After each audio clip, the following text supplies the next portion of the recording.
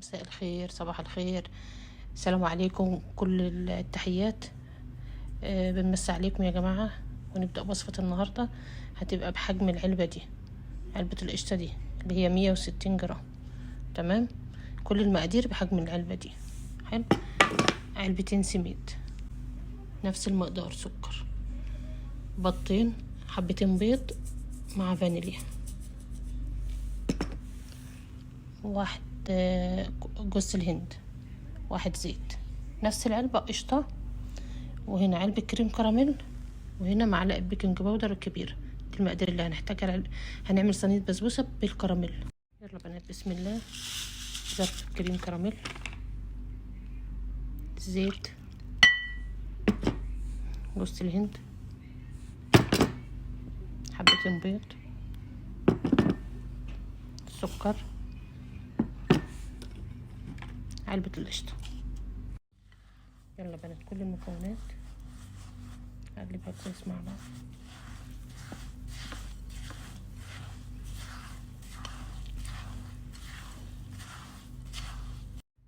بنات، الصينية اهيت، هبدهنها انا زيت كويس. تمام، ممكن ندهنها سمنة، ممكن ندهنها زبدة، ممكن ندهنها طحينية، الطحينة بتاعتنا العادية. تمام، بس دهنوها كويس.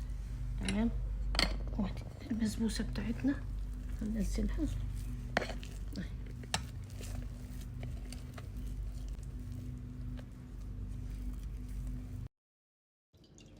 بنات، التشريبة بتاعت البسبوسة هتبقى علبة كورنيشن كاملة، حليب مبخر كورنيشن، ربع علبة حليب مكثف محلات،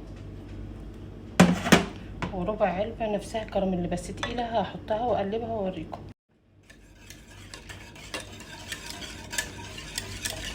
اجيبهم بس يغلوا، هسقي بيهم البسبوسة سخنة والشربات سخن. معلش سامحوني على الخربطة اللي بلخبطها في الكلام.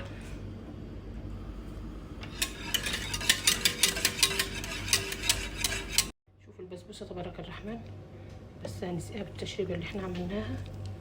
حاجة كده تحفة، الريحة قسما بالله تكلم تبارك الرحمن، الله اكبر. هتشرب كل ده دلوقتي، هوريهولكوا تاني اول ما تشربوا.